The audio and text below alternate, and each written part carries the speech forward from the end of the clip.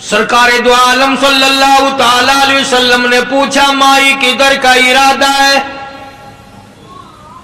اس نے اتنی بڑی بڑی گالیاں نکال لی اور کہنے لگی مکے میں جادوگر آ گیا، میرے گھر میں جادو پھیل گیا، میری نوح مسلمان ہو گئی، میرا بیٹا مسلمان ہو گیا، اس نبی کے جال میں پھنس گیا، میں تو اس کے جادو سے بچ کر اپنے ایمان کو بچانے کے لیے فلانے دیہات میں چلی ہوں۔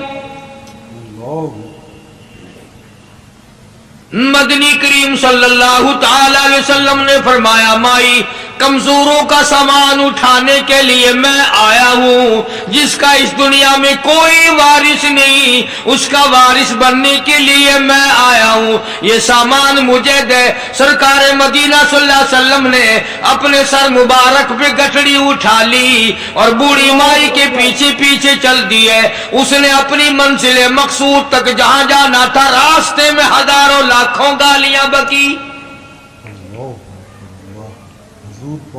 میرے گھر کا بیڑا غرق کر دیا، میرے گھر میں دین نیا پھیلا دیا، جادو پھیلا دیا، نئی نئی چیزیں آ گئی، پرانا دین ختم کر دیا، میرے گھر کی رسوائی ہو گئی، میں اپنا ایمان بچانے کے لیے آئی ہوں۔ جہاں بڑھیا مائی نے جانا تھا منزل مقصود پہ پہنچ گئی، ٹھکانے پہ پہنچ گئی، سامان نیچے اتروا کر حضور کو پلہ پھیلا کر جھولی پھیلا کے دعائیں دینے لگی اور کہنے لگی او میرے بیٹا جیسے اس جادوگر سے میں بچ کے آ گئی ہوں، جیسے اس دین نئے پھیلانے والے سے میں بچ کر آ گئی ہوں، میرا دین بچ گیا، میرا ایمان بچ گیا، میری دعا ہے اللہ کرے تو بھی بچ جائے۔ سرکار مدینہ صلی اللہ تعالی علیہ وسلم کی آنکھوں میں آنسو آ گئے، فرمایا مائی جس کو سارے راستے میں گالیاں دیتی آئی ہو، جو تیری گٹھڑی اٹھا کے سر پہ لایا ہے، جو تیری ساتھ آیا ہے، جسے جادوگر کہتی ہو، جسے گالیاں دیتی دیتی تھکتی نہیں ہو، وہی اللہ کا پاک پیغمبر محمد الرسول اللہ، میں تیرے سامنے موجود ہوں۔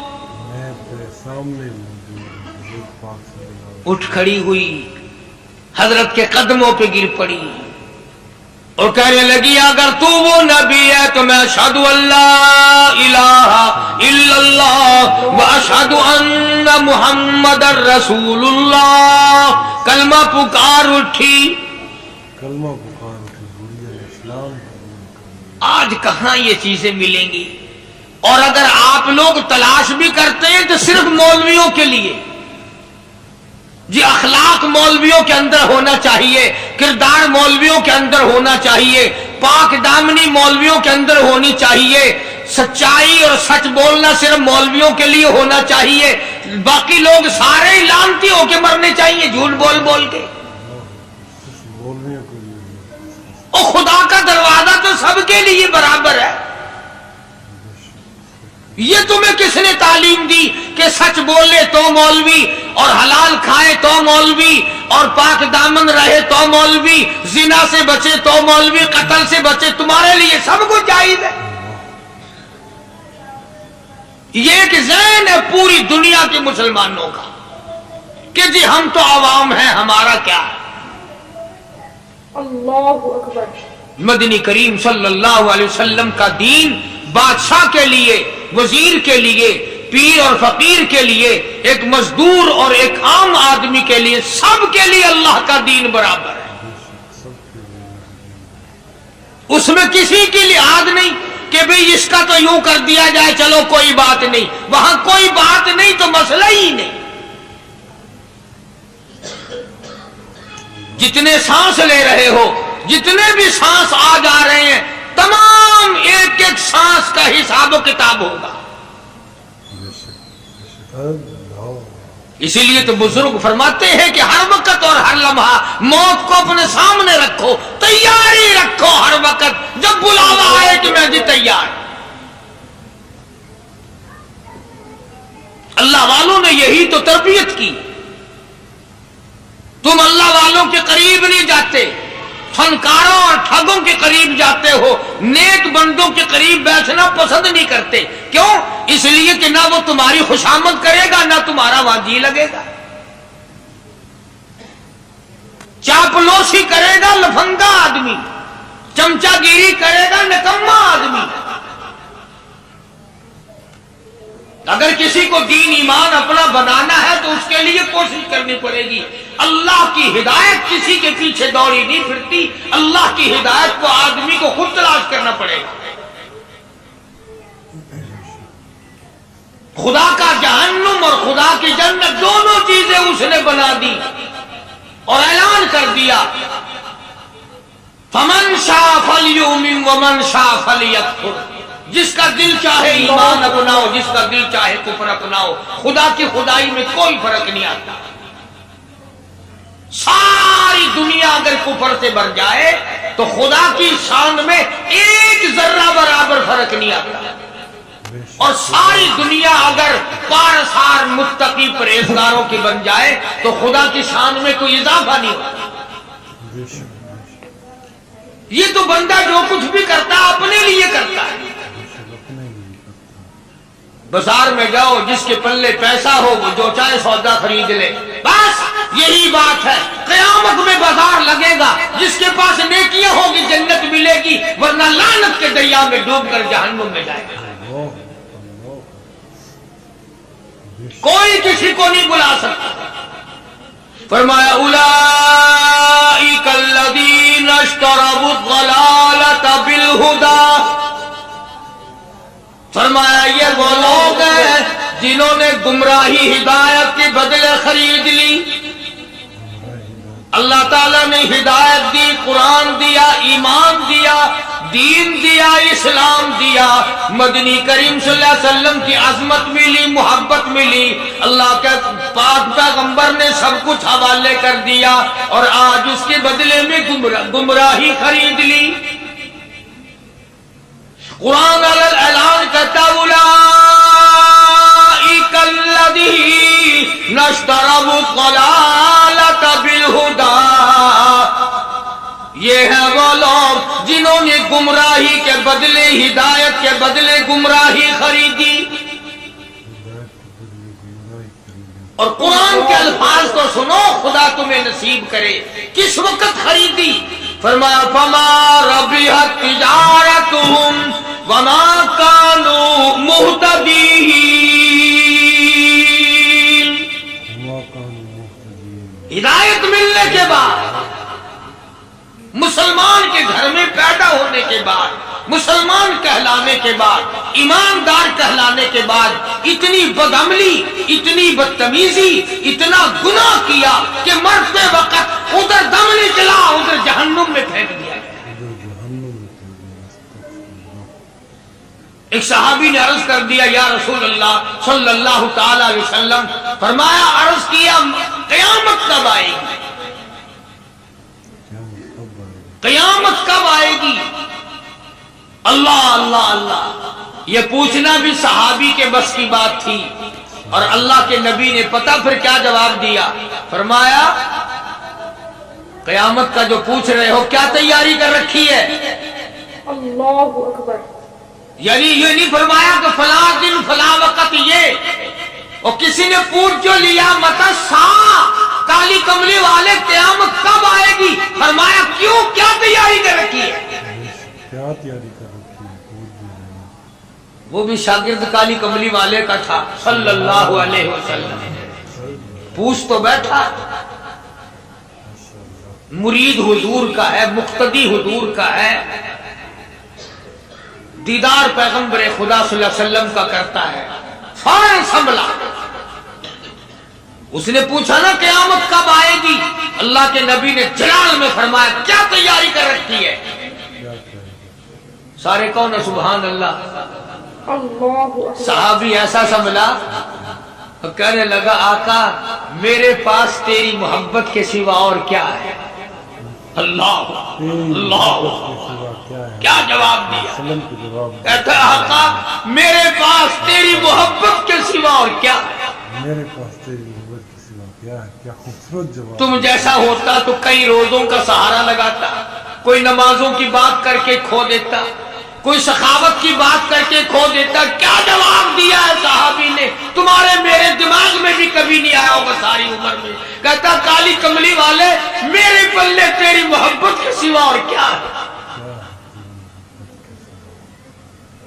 صحابہ کہتے ہیں حضور صلی اللہ علیہ وسلم نے یہ الفاظ سنے مسکرا دیا. آج ہمارے پلے کیا تیاری؟ رات دن قرآن کہتا ہے تیاری کرو تیاری کرو، وقت آیا وقت آیا، آیا وقت، قیامت آئی، موت آیا وقت، لیکن پھر بھی کوئی تیاری نہیں. اس لیے قرآن کریم للکار للکار کے کہتا ہے قل متاع الدنیا قلیل،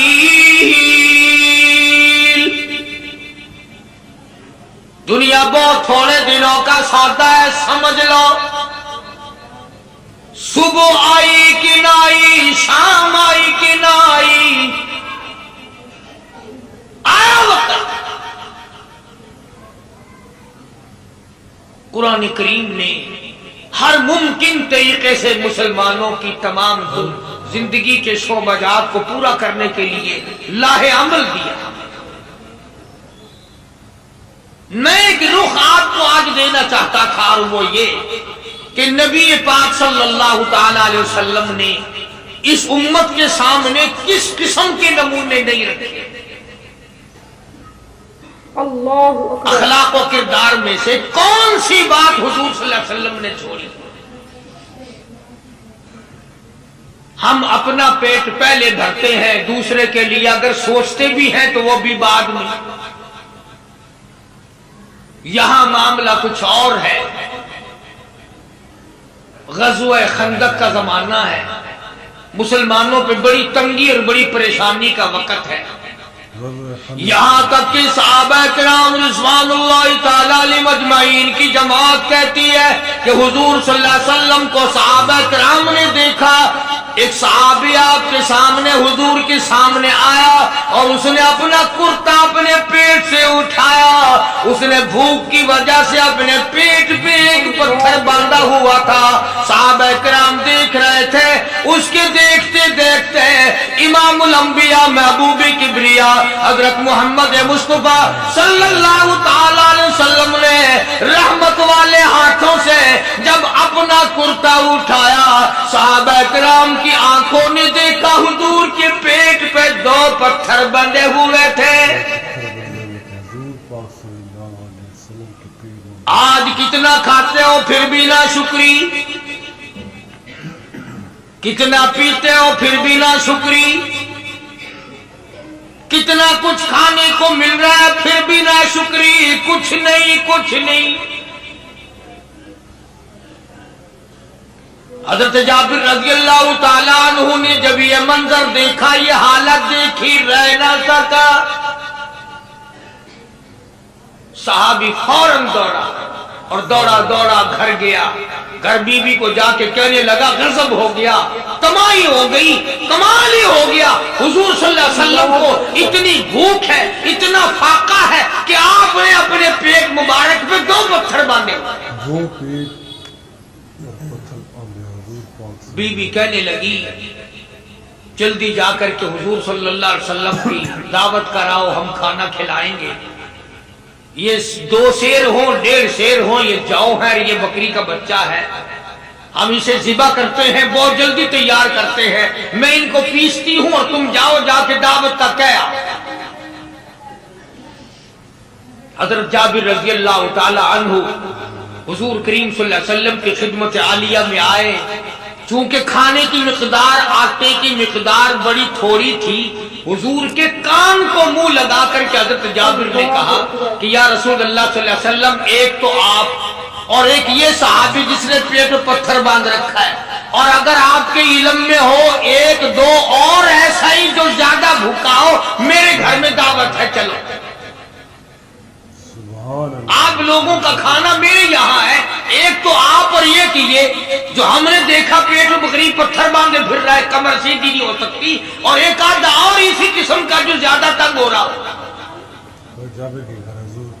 جابر نے تو اتنی بات کہی حضور کریم صلی اللہ تعالی علیہ وسلم ایک بہت بڑے پتھر پہ کھڑے ہو گئے اور اعلان کر دیا تمام کا تمام لشکر چلے، سب کی جابر کی گھر دعوت ہے، سبحان اللہ سبحان اللہ. سارے کا سارا لشکر چلے، ساری فوج، جابر بھی حیران. بلکہ اعلان کر دیا چلو سارا مدینہ چلے. اللہ اکبر. حضرت جابر رضی اللہ تعالیٰ عنہ وہیں تو کھڑے تھے،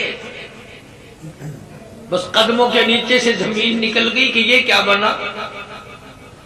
کھانا تو 2-3-4 آدمیوں کا مشکل بنے گا، یہ 12,000 سے زیادہ بڑا لشکر ہے اور آپ نے سب کو اعلان کر دیا، اب کیا بنے گا. سب کو اعلان کر دیا حضور پاک صلی اللہ علیہ وسلم کی. جابر حضرت جابر دوڑے دوڑے پریشانی کے عالم میں گھر گئے. گھر والی کو کہنے لگے کہ کام خراب ہو گیا. بیوی کہنے لگی کیوں؟ انہوں نے کہا میں نے تو اللہ کی بندی ایک تو حضرت کی دعوت کی تھی اور ایک وہ دوسرا جو پیٹ پتھر باندھے ہوئے آیا تھا، اور میں نے عرض کیا تھا کہ 1-2 اور اسی طرح کا جو زیادہ تنگ ہو رہا وہ دعوت ہے. حضور نے تو سارے لشکر کو اعلان کر دیا کہ چلو جابر کے گھر دعوت ہے. سبحان اللہ. کبھی کبھی عورتیں بھی ایسی بات کر دیتی ہیں جو مردوں کو نہیں آتی، مگر وہ اس زمانے میں عورتیں بھی کہاں. اب تو تلی لگانے والی تو ہیں، ماچس لگانے والی، جلتی پہ تیل چھڑکنے والی. تو کوئی مرد ہے وہ اتنی بات کہے یا تو بیٹھا سنتا رہا تاکہ اس کو کوئی جلدی قتل کرے تو میں رنڈر بنوں، بازار میں پھروں. دیر نہیں لگاتی، آگ لگاتی. حضرت جابر رضی اللہ تعالیٰ عنہ کی بیوی کہنے لگی آپ کو پریشانی کی کیا بات ہے؟ ایک بات بتاؤ. حضور کی کان مبارک میں آپ نے اپنے کھانے کی مقدار بتائی کہ نہیں؟ اللہ ہم اکبر. نے جو حضور صلی اللہ علیہ وسلم کی دعوت کی تھی کھانا بتایا تھا؟ ہاں میں نے تو بتا دیا تھا کہ تھوڑے سے جو ہیں اور ایک بکری کا بچہ، میں نے بتا دیا تھا. پھر کہنے لگی آپ پریشان کیوں ہوں اور میں پریشان کیوں ہوں؟ لانے والا جانے کھلانے والا جانے. سبحان اللہ. لانے والا جانے کھلانے والا جانے. حضور کی ہمیں پریشانی کی کیا بات ہے اس میں؟ بس دعوت ہم نے تو حضور کی دعوت کی اور حضور نے سارے لشکر کی ہم نے تو نہیں کی نا. بے شک. اب حضور صلی اللہ تعالی علیہ وسلم نے دعوت فرمائی ہے اور وہ خود ہی جانے اور ان کا خدا جانے. بے شک حضور پاک صلی اللہ علیہ وسلم خود. آپ تشریف لے آئے، کھانے کی مقدار کا تو پتہ تھا. آپ نے فرمایا کہ وہ ہنڈیا جو ہے اس کو کھولنا مت، اور وہ جو آٹا ہے جب تک میں نہ آؤں پکانا شروع مت کیجو. آپ نے اپنا لعاب مبارک آٹے میں بھی ملا دیا اور ہنڈیا میں بھی ڈال دیا. اس کے بعد پکانا اور کھلانا شروع کیا گیا. علماء کرام نے لکھا ہے 12,000 کا لشکر بھی کھا گیا، کھانا جتنا تھا اتنا ہی باقی. سبحان اللہ. سارے کا سارا لشکر کھا گیا، سارا مدینہ کھا گیا. اب یہاں سے یہ ہمارے زمانے کے جو مردوں کے کفن اتارنے والے لوگ ہیں وہ ختم کا ثبوت نکالتے ہیں یہاں سے کہ حضور صلی اللہ علیہ وسلم نے ختم دیا تو 12,000 آدمیوں نے کھا لیا. چلو ہم بھی مانتے ہیں آج یہ ختم دے کر ایک کا کھانا 2 کو تو کھلا کے دکھائے. اللہ اکبر. ارے وہ تو معجزہ ہے محمد عربی صلی اللہ تعالی علیہ وسلم کا، اور وہ تو آپ کے لعاب مبارک کی برکت ہے، آپ کی دعا کی برکت ہے. بے شک حضور پاک صلی اللہ علیہ وسلم کی. یہ تمہیں کس نے بتایا کہ حضور صلی اللہ علیہ وسلم نے جابر کے کھانے پہ بیٹھ کر ختم پڑا تھا؟ حضور پاک صلی اللہ علیہ وسلم کا جو ہے معجزہ. یہ تو معجزہ ہے محمد عربی صلی اللہ تعالی علیہ وسلم کا، اور اللہ پاک نے نبی کے ہاتھ پر ہزاروں نہیں لاکھوں معجزات کا اظہار فرمایا. بے شک معجزہ ہے حضور پاک صلی اللہ علیہ وسلم. تو یہاں سے غلط چیزوں کا اجرا کرنا. آگے آپ لوگوں نے سنے ہو اور پھر وہ ختم ہو گئے. پھر حضور تشریف لائے اور انہوں نے ان دونوں بچوں کو بتوں کو چھپا کے رکھ دیا. جب بچوں کو لایا گیا تو مردے تھے. حضور نے بچوں کو فرمایا تم زندہ ہو جاؤ. وہ کہنے لگے جب تک ہماری بکری کا بچہ زندہ نہ ہو ہم زندہ نہیں ہوتے. وہ ہڈیاں جوڑی, حضور نے بکری زندہ کری جب وہ بچے کھڑے ہوئے. قرآن پھانسی دیتا ہے, افسانہ بنا کر پیش کرو نا وہ بڑا جلدی مانتے ہیں. امام الانبیاء محبوب کبریا حضرت محمد مصطفیٰ صلی اللہ تعالی علیہ وسلم کا قرآن کریم نے اسی جنگ میں اسی جہاد میں ایک واقعہ پیش فرما دیا. اس واقعے سے پہلے پتہ کیا ہوا؟ حضرات صحابہ کرام رضوان اللہ تعالی علیہ مجمعین کے ہاتھوں سرکار دو عالم صلی اللہ علیہ وسلم بھی ساتھ تھے. کافروں کا ایک بہت بڑا بہادر پہلوان مارا گیا. یہ جو غزوہ خندق ہے جس کو غزوہ احزاب کہتے ہیں, قرآن میں ذکر ہے اس کا. ویسے کوئی بات بنا کے نہیں کہہ رہا ہوں, یعنی یوں سمجھو اب میں سورت احزاب کے تیسرے رکوع کا آخری آیتوں کا ترجمہ کر رہا ہوں.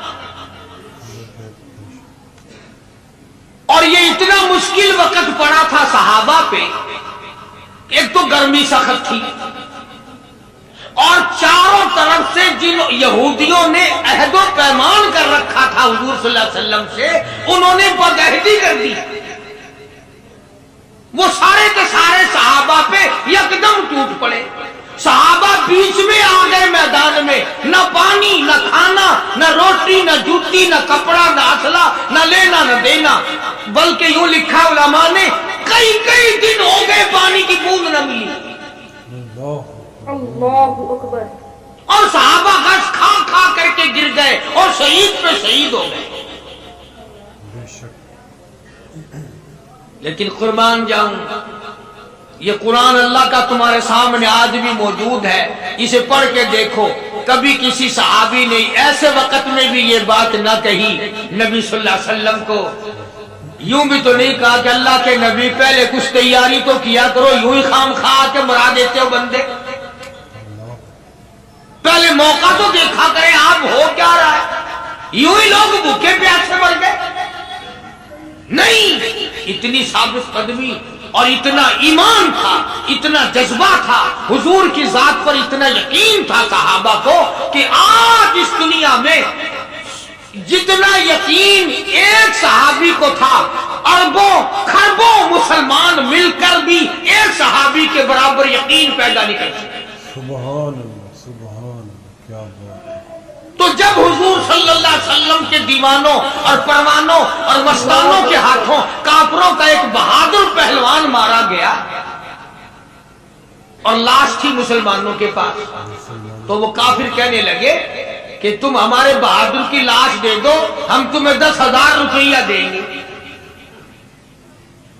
اب ان کے پاس تو روپے کی کمی نہیں تھی اور یہ مسکین بھوکے اور فاقے سے اگر یہ یوں کہتے کہ نہیں بھی ہم تو 20,000 لیں گے تو وہ دے دیتے. ان کے پاس کمی نہیں تھی اور انہیں ضرورت تھی. کپڑا لے لیتے, کھانا لے لیتے, پریشانی دور کر لیتے, جنگ کا سامان بنا لیتے. مگر مدنی کریم صلی اللہ تعالی علیہ وسلم کے سامنے جب یہ بات رکھی کہ 10,000 روپیہ ہم دیتے ہیں, ہمارے بہادر کی لاش دے دو, حضور نے فرما دیا جاؤ اپنے بہادر کی لاش مفت میں لے جاؤ, ہم مردوں کی قیمت کھانے والے نہیں. ہم مردوں کی قیمت کھانے والے نہیں. جب حضور صلی اللہ علیہ وسلم کی زبان مبارک سے یہ بات نکلی, اللہ کا دریائے کرم جوش میں آیا. فرمایا وَقَفَ اللَّهُ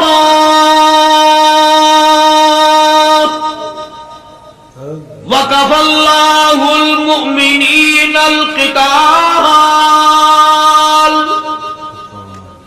فرمایا میرے نبی اب آپ اطمینان رکھیں, کوئی ضرورت نہیں, اب میں تیرا خدا خود ان سے جنگ کروں گا, اب میں لڑوں گا.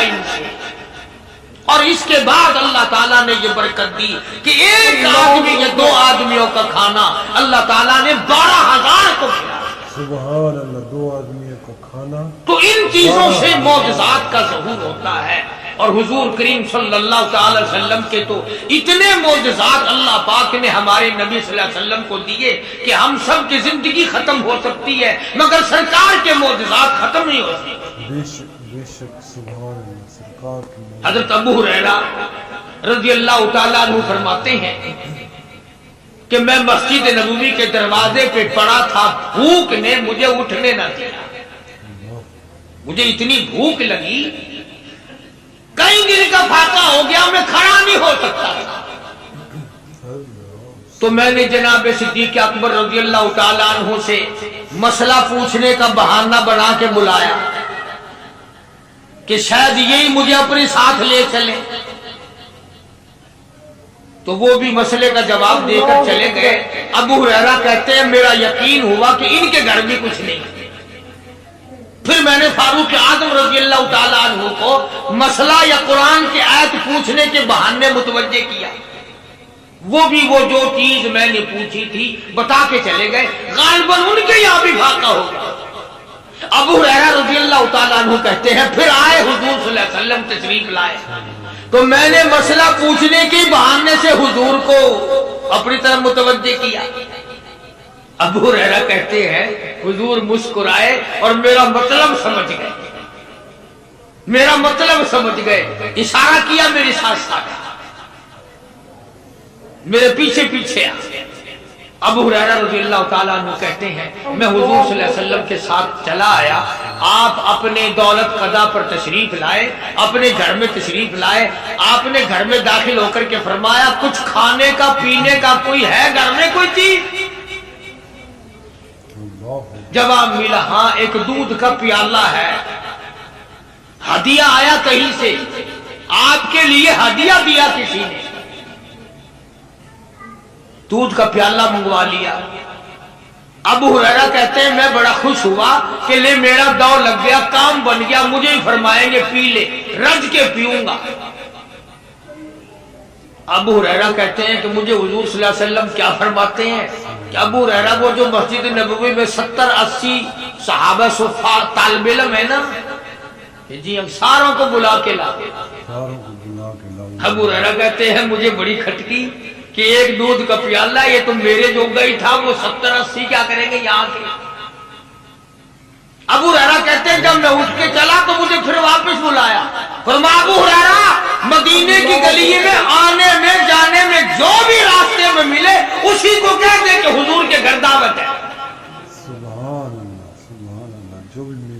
ابو ہریرہ کہتا ہے کہ میں اقرار بھی میں نے کرنا ہی تھا کہ جی ہاں کہوں گا، پر دل میں بھی سوچ رہا ہوں کہ ہے تو ایک ہی پیالہ، پیالہ تو ایک ہی ہے۔ تم جیسا اگر کوئی وہاں ہوتا نا جو گلی میں ملتا اس کو کہتے آج کے دن ادھر کوئی نہ آوے۔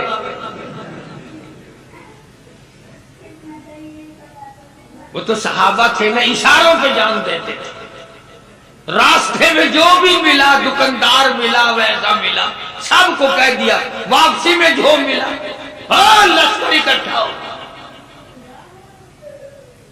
سب بیٹھ گئے۔ ابو ہریرہ رضی اللہ تعالیٰ عنہ کہتے ہیں اب میں نے دل میں ایک پروگرام بنایا، مجھے عادت شریفہ کا پتہ تھا کہ دائیں طرف سے شروع فرمایا کرتے تھے کوئی چیز تقسیم کرنا یا کھلانا یا پلانا، میں نے دل میں پروگرام بنایا کہ دائیں طرف شروع میں بیٹھ جاؤں گا، آگے بچے یا نہ بچے میں تو دو لگاؤں گا نا اپنا پہلے، میرا نمبر تو لگ ہی جائے گا۔ اللہ اکبر۔ ابو ہریرہ کہتے ہیں کمال ہوگی میری حیرانگی کی کہ جب میں جڑ کے بیٹھا نا کہ اب میرے سے شروع ہوگا، آپ نے مجھے اشارہ کر کے بلایا اور فرمایا ابو ہریرہ کھڑا ہو کے سب کو پلا۔ سبحان اللہ، ابو ہریرہ کھڑا ہو کے حضرت ابو ہریرہ رضی اللہ تعالیٰ عنہ کہتے میری تسلی ہو گئی کہ بس اب تو مجھے مل گیا اور میرا نمبر بعد میں ہی آ رہا، کیسے بچے گا۔ اللہ غنی۔ ابو ہریرہ رضی اللہ تعالیٰ عنہ کہتے ہیں میں نے دائیں طرف سے شروع کیا، سینکڑوں سے زیادہ کتنے لوگ تھے جنہوں نے رج رج کے پیا، رج رج کے پیا، سیر ہو کے پیا، سارا لشکر پی کے چلا گیا۔ اس کے بعد سرکار مدینہ صلی اللہ علیہ وسلم نے فرمایا لے ابو ہریرہ اب تو باقی اور میں باقی۔ ابو ہریرہ کہتے ہیں میں نے عرض کیا میرے آقا آپ نے بھی تو نوش نہیں فرمایا، آپ پہلے پیے۔ فرمایا نہیں میں نہ پیوں، ساری امت کو پلا کے پھر پیوں گا۔ سبحان اللہ، ساری امت کو پلا کر پھر ابو ہریرہ رضی اللہ تعالیٰ عنہ فرماتے ہیں میں نے 3 سانس لے کر کے، لمبا لمبا سانس لے کر میں نے رج رج کے پیا اور پیالے میں جھانک بھی رہا تھا۔ ابو ہریرہ کہتا ہے ایک قطرہ بھی کم نہیں، ایک قطرہ بھی کم نہیں۔ اور یہ الفاظ سن کر آج لکھ کر لے جاؤ۔ ابو ہریرہ کہتے ہیں کہ سب کو پلانے کے بعد پھر حضور صلی اللہ علیہ وسلم نے پیا، نوش فرمایا۔ یعنی آج اتنے لوگوں کا جھوٹا کون پیتا ہے؟ کسی افسر کو تو پلا کے دیکھنا، چلو افسر تو دنیا دار ہے، کسی ماننے ہوئے پیر کو تو پہلے سارے مرید پی کر پیر کو ان کنتم فی شک من دینی، او لوگو تمہیں شک ہے میرے دین کے بارے میں، تمہیں تردد ہے میرے یقین کے بارے میں، میرے مذہب کے بارے میں تمہیں شبہ پڑ گیا، میرے ایمان کے بارے میں تمہیں شبہ پڑ گیا، تم اپنی باتوں کو جانتے ہو، میرے متعلق باتیں بناتے پھرتے ہو۔ آؤ میں تمہیں اپنا دین بتاؤں، آؤ میں تمہیں اپنا مذہب بتاؤں، آؤ میں تمہیں اپنا عقیدہ بتاؤں، آؤ میں تمہیں اپنا یقین بتاؤں۔ فرمایا قل یا ایھا الناس، سارا جہان سن لے، قیامت تک کی ساری کائنات انسانی سن لے، سردار سن لے، بادشاہ سن لے، وزیر بھی سن لے، سفیر بھی سن لے، پیر فقیر بھی سن لے، درویش قلندر بھی سن لے، تمام کے تمام ملنگ بھی سن لے، اپنی پوجا کرانے والے بھی سن لے، خدا کے دروازے کو چھوڑ کر قبروں کی مٹی چاٹنے چٹوانے والے بھی سن لے، تب درختوں کی پجاری بھی سن لے، پیپل اور بڑ کی پجاری بھی سن لے۔ فرمایا قل یا ایھا الناس ان کنتم فی شک من دینی، او لوگو تمہیں میرے دین کے بارے میں شک پڑ گیا، تمہیں میرے یقین کے بارے میں شک پڑ گیا، تم میرا مذہب پوچھنے آئے ہو، میرا عقیدہ پوچھنے آئے ہو، پھر میں امام الانبیاء ہوں، پھر میں امام الکل ہوں، سید الاولین والآخرین ہوں، یہاں گول مول بات ہو نہیں سکتی۔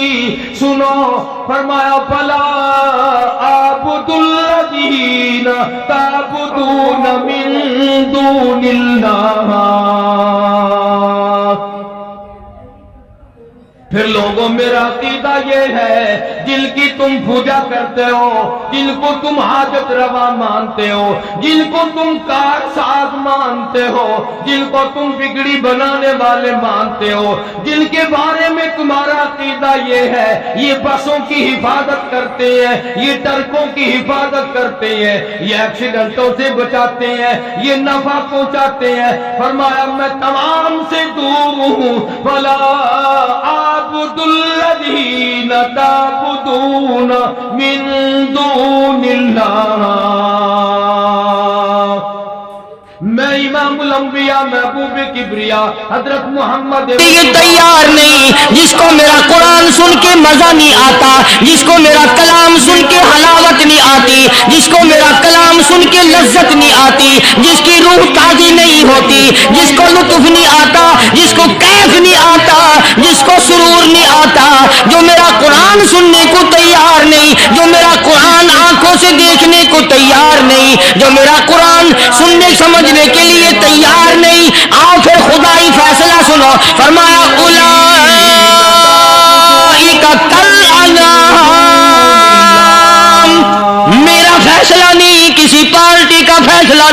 کسی فرقے کا نہیں، کسی طبقے کا نہیں، کسی جماعت کا نہیں. فرمایا اولئک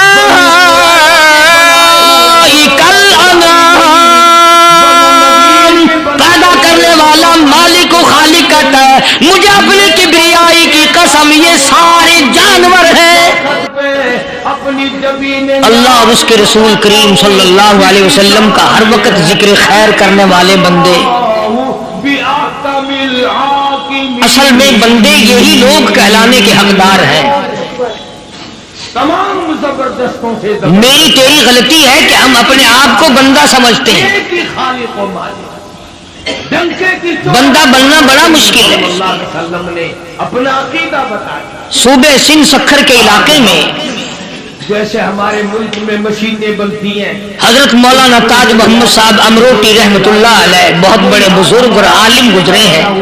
کچھ سرکار کی باتیں میں لی، کچھ حضور صلی اللہ علیہ وسلم کا. ان کے زمانے کا واقعہ ہے کہ ایک مسجد کا خادم تھا، مسجد کا جھاڑو دینے والا، صفیں بچھانے والا. کیا حکم کرتا ہے یہ ہم نے اس زمانے میں بجلی یہ کہاں تھی؟ مسجد میں پانی بھرنے والا، مسجد کی صفائی کرنے والا، اپنے گھروں میں جاؤ، قرآن کریم ترجمے والے ہزار مسجد کا خادم جس کی آج ہمارے یہاں کوئی حقیقت نہیں، کوئی مقام نہیں.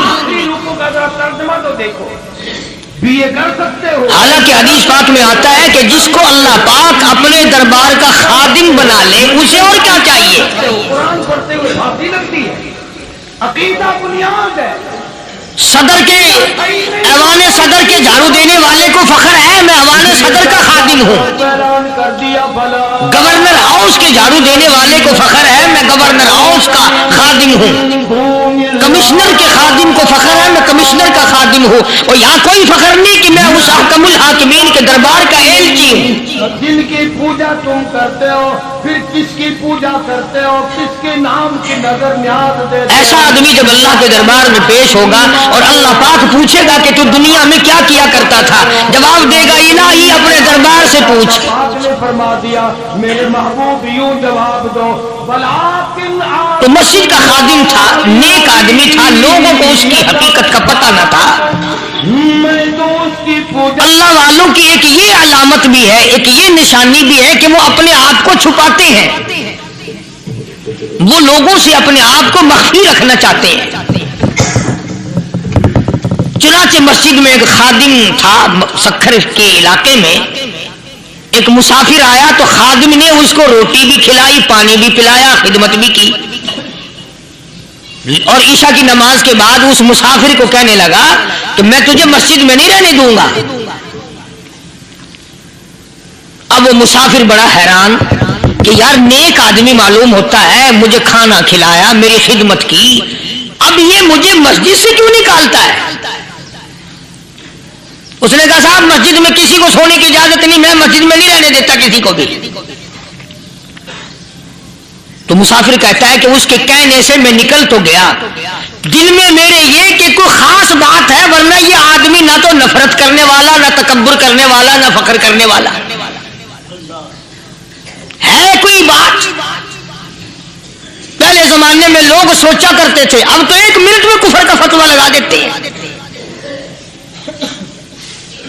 اب اگر آج کوئی اس نیت سے کہہ دے مسافر کو کہ بھئی یہاں چوری ہو جاتی ہے، لاؤڈ اسپیکر چوری ہو جاتے ہیں، گھنٹے چوری ہو جاتے ہیں، لہذا مسجد میں نہ سو، اور کوئی مسیحت ہے تو پھر تھانہ ہویا کہ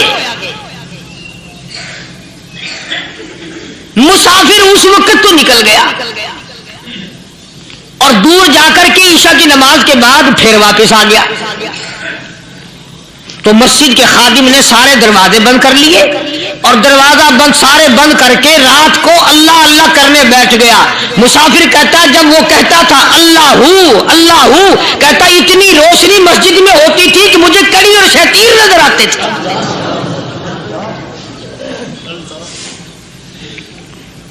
ساری رات وہ نہ سویا. یہ جو جھنڈے لگا کے بیٹھے ہیں انہیں کون ولی کہتا ہے؟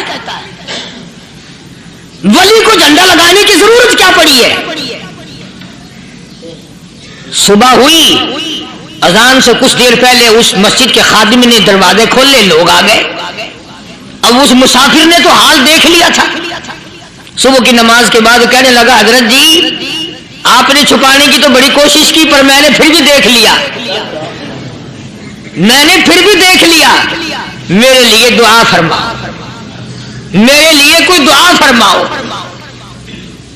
چنانچہ اس اللہ والے نے، اس مسجد کے خادم نے، اس ولی نے اس کے لیے دعا کیا کی؟ اللہ تعالیٰ تجھے انسان بنائے، اللہ پاک تجھے آدمی بنائے۔ اب وہ مسافر کہتا ہے کہ کمال ہو گیا، نہ میری دکان کے لیے دعا کی، نہ میرے مکان کے لیے دعا کی، نہ میرے دولت مند ہونے کی دعا کی، نہ میرے جنت میں جانے کی دعا کی، نہ میرے قبر سے عذاب سے بچنے کی دعا کی۔ یہ بھی کوئی دعا جو اللہ تجھے بندہ بنائے؟ اب کون سا میں گدھا ہوں؟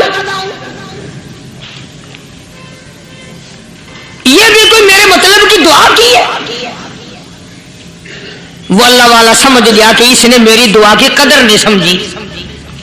مسجد میں بیٹھے تھے، پاس بازار تھا، اس اللہ والے نے اپنی ٹوپی اتار کر اس مسافر کے سر پہ رکھ دی اور کہا ذرا بازار میں جھانک مار جاتی پائی ہو، ذرا جھانکیوں بازار میں۔ جب اس نے نظر ڈالی تو لوگ چل رہے ہیں، کوئی گدھے کی شکل، کوئی کتے کی، کوئی خنزیر کی، کوئی بھیڑیے کی، کوئی چٹے کی، کوئی لومڑی کی، کوئی گدڑ کی شکل ہے۔ اچھا وہ مسافر بھی سیانا تھا، اس کو خیال آیا کہ میں اپنے آپ کو تو دیکھوں تو گدڑ نظر آیا۔ پھر اس اللہ والے کی دعا کی قدر ہوئی۔ تو اس پر یہ میں نے ذکر کر دی بات، ایک حکایت اللہ والے کی کہ ہم کوئی بندے ہیں۔ اب آپ لوگوں میں سے سیانے آدمی یہ کہتے ہوں گے کہ جی تو نے تو بات بنا دی ممبر پہ بیٹھ کے، آدمی نہیں تو اور ہم کیا ہیں؟ آؤ ذرا قرآن کریم سے پوچھیں۔ فرمایا لہم قلوب لا یفقہون بہا، اللہ پاک جل شانہ فرماتے ہیں جس کا دل قرآن کریم سمجھنے کا عادی نہیں، لہم قلوب لا یفقہون بہا، جس کا دل قرآن سمجھنے کے لیے تیار نہیں، وَلَهُمْ أَعْيُنٌ لَا يُبْصِرُونَ بِهَا، جس کا کان اللہ کا قرآن سننے کے لیے تیار نہیں، أَمْ لَهُمْ آذَانٌ لَا يَسْمَعُونَ بِهَا، أَمْ لَهُمْ آذَانٌ يَسْمَعُونَ بِهَا، جس کا کان خدا کا قرآن سننے کو تیار نہیں۔ خدائی فیصلہ سنو، اللہ کے قرآن کا فیصلہ سنو، اللہ کے کلام کا فیصلہ سنو۔ جس کا کان میرا کلام سننے کے لیے تیار نہیں، جس کو میرا قرآن سن کے مزہ نہیں آتا، جس کو میرا کلام سن کے حلاوت نہیں آتی، جس کو میرا کلام سن کے لذت نہیں آتی، جس کی روح تازی نہیں ہوتی، جس کو لطف نہیں آتا، جس کو کیف نہیں آتا، جس کو سرور نہیں آتا، جو میرا قرآن سننے کو تیار نہیں، جو میرا قرآن آنکھوں سے دیکھنے کو تیار نہیں، جو میرا قرآن سننے سمجھنے کے لیے تیار نہیں، آؤ پھر خدائی فیصلہ سنو۔ فرمایا اولئک کالانعام،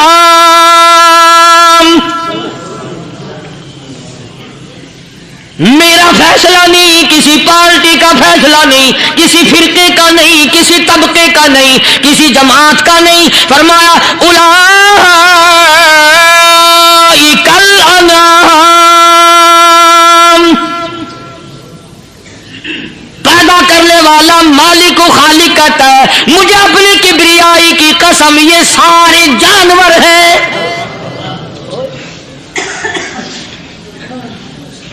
یہ سارے کے سارے جانور ہیں، یہ درندے ہیں جو ایک دوسرے کو چیر پاڑ کر کھاتے ہیں، یہ درندے ہیں جو ایک دوسرے کا خون پیتے ہیں۔ فرمایا بل ہم اضل، جانوروں سے بھی بدتر۔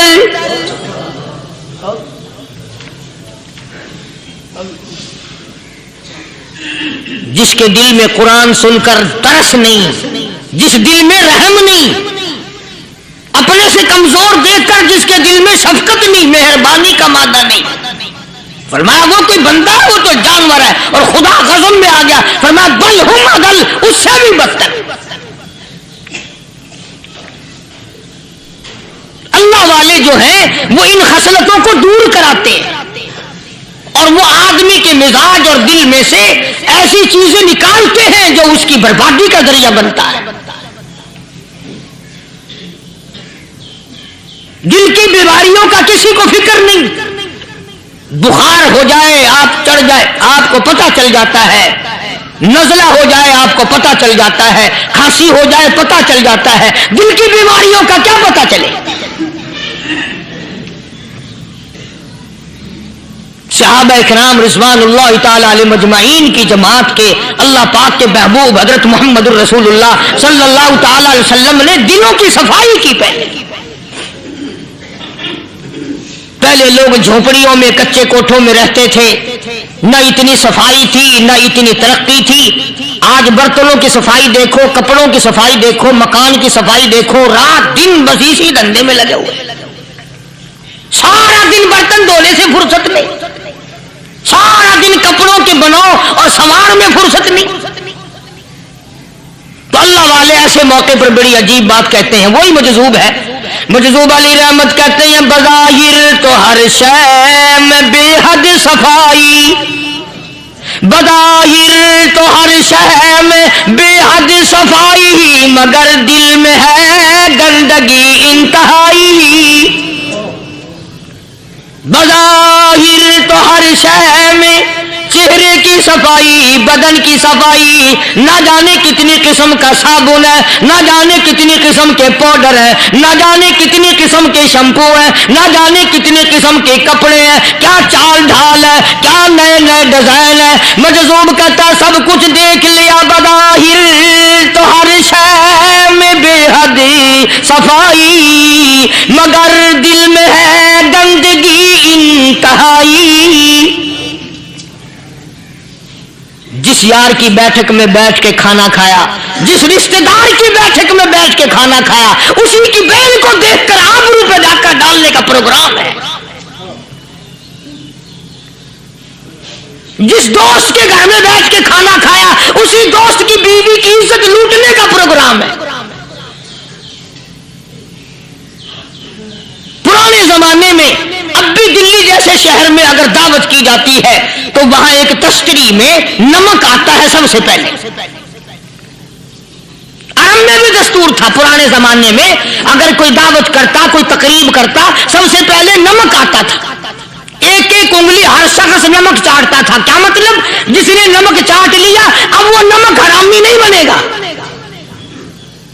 اس گھر میں چوری کرنا, اس گھر کی آبرو کا غلط تصور لانا, اس گھر کے مال میں خیانت کرنا وہ حرام سمجھتا تھا جس گھر کا میں نے نمک چکھ لیا. اور مسلمانوں کی بات نہیں, ہندوؤں کی بھی یہ باتیں تھی. مولانا محمد علی صاحب جلندری سب قید رحمت اللہ علیہ فرمایا کرتے تھے کہ ایک سکھ تھا بہت بڑا ڈاکو, مسلمان اور ہندو مل کر اس کو ساتھ ملا کر کے لے گئے کہ یہاں اس گاؤں میں اس پنڈ میں ڈاکہ ڈالے. سفر کر کے گئے, تکلیف اٹھا کے گئے. اس سکھ ڈاکو نے پوچھ لیا کہ یہ کون سا گاؤں ہے کہ یہ فلانا ہے. اچھا سارے کے سارے یہ تلاش کرو, یہ سوچ بچار کرو, اپنے پنڈ کی, اپنے علاقے کی, کسی مسلمان کی, کسی ہندو کی, کسی سکھ کی, کسی چوڑے چمار کی اس گاؤں میں لڑکی تو نہیں. ہمارے یہاں سے کوئی لڑکی تو شادی ہو کے یہاں نہیں آئی ہوئی. ان ساروں میں سے کہنے لگا کہ ہمارے بھنگی کی لڑکی جمادار کی یہاں آئی ہوئی ہے. کہنے لگا واپس چلو, بیٹی بیٹی ہے چاہے بھنگی کی ہو یا نواب کی ہو. ارے کل بیٹی کا ڈولا دیا تھا, آج ڈاکہ ڈالیں گے, شرم نہیں آئے گی؟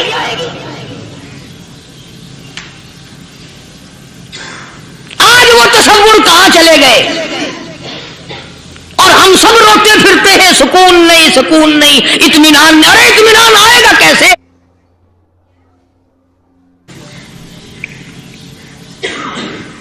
صحابہ کرام رضوان اللہ تعالی علیہ مجمعین کی جماعت نے اس قدر اس بات پہ محنت کی اور کوشش کی کہ غلط لقمہ بھی پیٹ کے اندر نہ چلا جائے.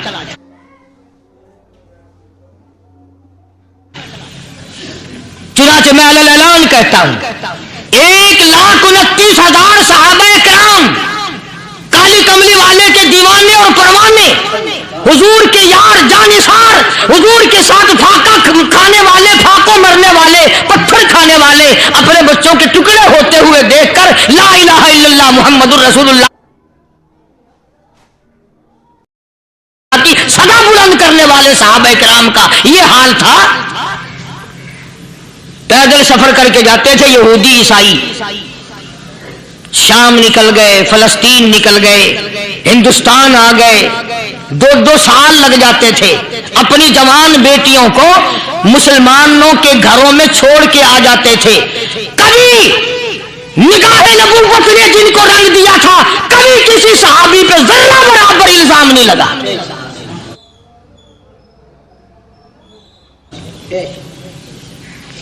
उन यहूदियों का, उन ईसाइयों का यह अकीदा था कि मोहम्मद सल्लल्लाहु अलैहि वसल्लम के जो गुलाम हैं, इनकी निगाह भी पाक है, इनके दिल भी पाक है, इनके इरादे भी पाक है, इनके हाथ भी पाक है।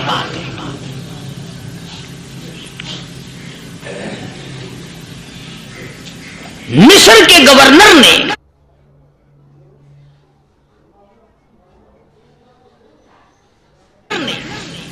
मिस्र के जनरल कर्नल ने खत लिखा सैयदना फारूक आजम रजी अल्लाह ताला अन्हु की खिदमत में। दौरे खिलाफत है हजरत फारूक आजम का।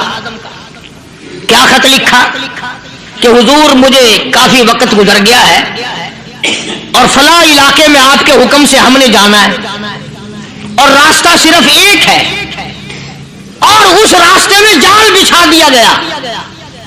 अब मुझे मशवरा दे, मैं क्या करूं, हुक्म दे मुझे।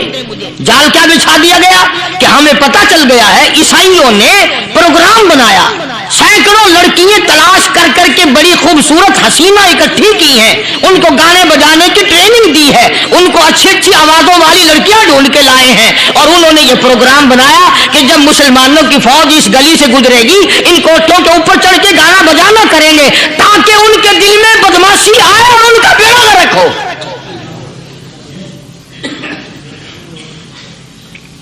कभी काफिर का यह अकीदा था कि मुसलमान का दिल बिगड़ा तो ये गया, इसकी नीयत में खराबी आई और ये तबाह हुआ। जनाबे फारूक आज़म रज़ियल्लाहु ताला अन्हु ने उसे ये खत ने लिखा कि तू कुरान पढ़ा कर, तू नफिल पढ़ा कर। अमीर अल-मोमिनीन खलीफतुल मुस्लिमीन सैयदना फारूक आज़म रज़ियल्लाहु ताला अन्हु ने अपने जनरल कर्नल को खत लिखा कि इसमें लंबी चौड़ी फिक्र की कोई बात नहीं, इसमें कोई परेशानी वाली बात नहीं, कोई सोचो विचार वाली बात नहीं। सारे तेरी फौज में, तेरी कमान में मुसलमान है, सबको इकट्ठा कर ले, सारों को इकट्ठा करके कुरान करीम के सूरत नूर की 2 आयतें सुना दे।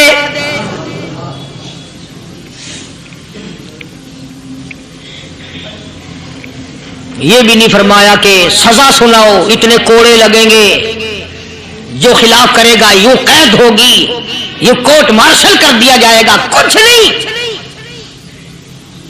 जनाबे फारूक आज़म रज़ियल्लाहु ताला अन्हु की राय देखो, उनके ख्याल में कुरान करीम में इतनी बड़ी ताकत है, इतनी बड़ी अजमत है, इतनी बड़ी करामत है, कलाम इलाही में इतना बड़ा शरफ है। ऐलान कर दिया, फरमाया अपने कर्नल को सारी फौज को, लश्कर को इकट्ठा करके कुरान करीम की फुला फुला आयत सुना दे।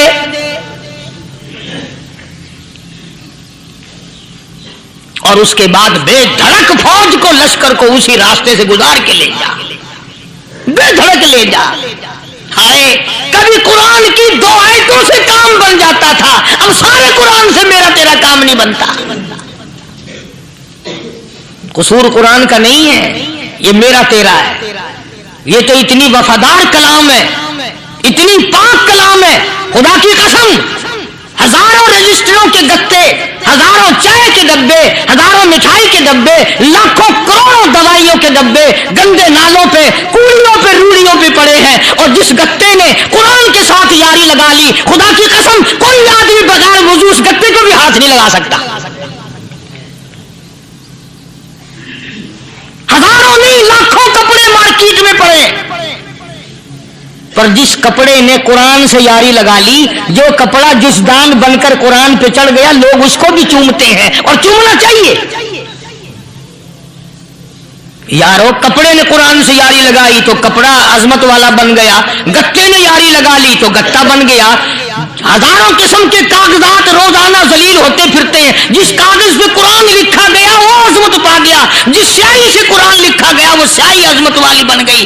ارے اگر مسلمان قرآن کو اپنے اندر پیدا کر لے, اس کی عظمت کو بسا لے, اس کو اپنا لاہ عمل بنا لے, اس کو اپنے سر پہ رکھ لے, تو کیا یہ بندہ قرآن کے ساتھ وفاداری کرے تو قرآن کیا خیال ہے قرآن بے وفائی کر دے گا؟ یقین نہیں, یقین اصل بات اعتقاد کی ہے.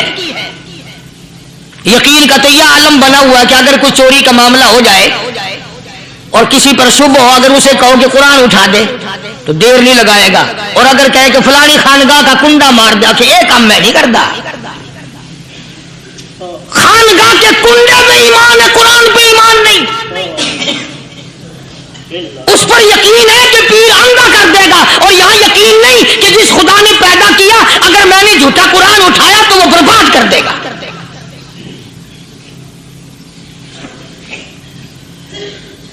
عجیب عجیب لوگ. چنانچہ مصر کے کرنل نے, مصر کے جنرل نے ساری فوج کو اکٹھا کر لیا. اس نے بھی یہ بات تو نہیں کہی کہ فاروق اعظم کو دوبارہ خط لکھتا کہ حضرت یہ تو 2 آیتیں آپ نے لکھی, یہ تو سارا قرآن روز پڑھتے ہیں, پر بنے گا کیا؟ جیسے فاروق اعظم کا یقین تھا, فاروق اعظم کی فوج کے کرنل کا بھی یقین ہے, فاروق اعظم کے فوج کے جنرل کا بھی یقین ہے. اس نے ساری فوج کو اکٹھا کیا, لشکر کو جمع کیا, اور اس کے بعد کہنے لگا قل للمؤمنین یغضوا من ابصارکم ویحفظوا فروجہم ذالک ازکی لہم ان اللہ خبیر بما یصنعون. او لوگوں, خدا تمہیں کہتا ہے اپنی آنکھوں کی حفاظت کرو. اگر تمہاری نظریں غلط جگہ پڑی, اپنی عزت کی حفاظت کرو, اپنی آبرو کی حفاظت کرو. اگر غلط نظریں پڑی, غلط استعمال ہوئی, ان اللہ خبیر بما یصنعون.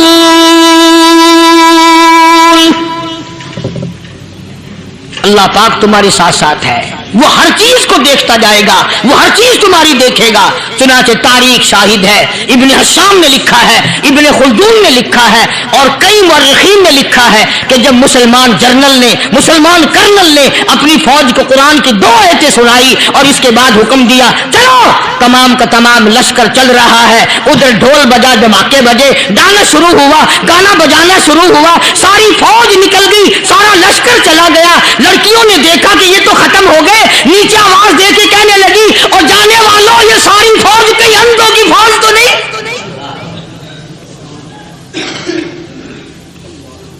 یہ حسن کا نظارہ اور یہ ڈانس اور یہ آواز, ہم ناچ ناچ کے تھک گئی, کوئی سر نہیں اٹھاتا.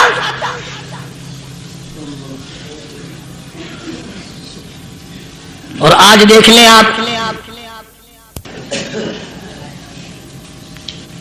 ہر گھر کے اوپر وہ لگا ہوا ہے ایریل, لعنت کا ایریل لگا ہوا ہے, لعنت کا ایریل. حاجیوں تم کیا کہتے ہو کہ ہمارے گھر کا اس میں کیا بگڑے گا؟ خدا کی قسم وہ بگڑتا ہے, وہ دیمک لگتی ہے, وہ تباہی پھرتی ہے, تمہیں پتہ بھی نہیں چلتا. تم نے کیا سوچ رکھا ہے؟ مسلمان کرنل کے حکم پہ ساری فوج نکل گئی. ناچنے والی گانے والی لڑکیاں عیسائیوں کی حیران ہیں. کیا ہوا؟ لاکھوں کی تعداد میں فوج گزر گئی, کوئی نگاہ اٹھا کے نہیں دیکھتا. ایک مسلمان سپاہی گزرتا گزرتا نیچی نظریں کیے کہنے لگا سر کیسے اٹھائے, نگاہ کیسے کوئی اٹھائے گا؟ یہ سارے کے سارے اللہ کا قرآن سن کر آئے ہیں.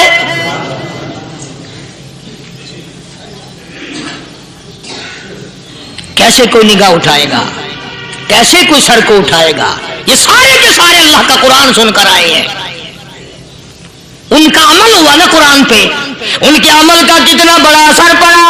مورخین نے لکھا, ابن حشام لکھتا ہے عیسائی لڑکیوں نے چھلانگیں لگا دی, کوٹھی سے نیچے آ گئی, کہنے لگی عام مسلمانوں وہ قرآن ہمیں کہانی سنا کے جاؤ جس میں اتنی اسپرٹ ہے, اتنی طاقت ہے, جو حسن کے نظارے سے روک دے, جو گانے بجانے سے روک دے. یہ تو آدمی کے دل کا سکون ہے. نہ گانا سنتے ہو, نہ حسن کا نظارہ کرتے ہو.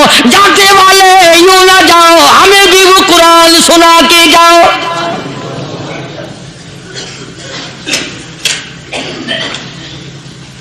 اس قرآن میں کتنی بڑی طاقت ہے, وہ کتنی عظمت ہوگی اس میں, اس کلام میں کتنی برکت ہوگی, جس کلام میں یہ تاثیر ہے کہ وہ ایسی ایسی چیزوں سے روک دیتا ہے. چنانچہ ایک مسلمان سپاہی چلتا بھی جاتا ہے اور کہنے لگا وَقُلْ لِلْمُؤْمِنِينَ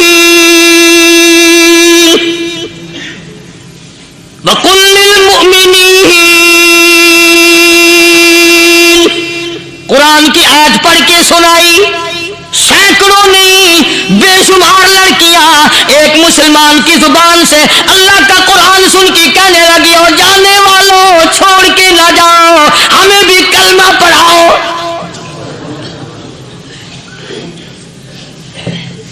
جتنی بھی وہ ناچنے گانے والی تھی تمام کے تمام کلمہ پڑھ کر مسلمان بن گئی.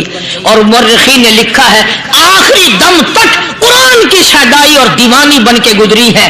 پھر وہ لڑکیاں جو رات دن حسن و جمال کا پیکر بنی رہتی تھی, علماء نے لکھا ہے جب موت آئی ایک ایک کے بدن میں کپڑے لباس میں موت آئی تو 50-50 ٹاٹی لگی ہوئی تھی. ہم مدینے میں تنہا نکل جائیں گے اور گلیوں میں پس دم بھٹک جائیں گے. ہم وہاں جا کے واپس نہیں آئیں گے. ڈھونڈتے ڈھونڈتے لوگ تھک جائیں گے. جیسے ہی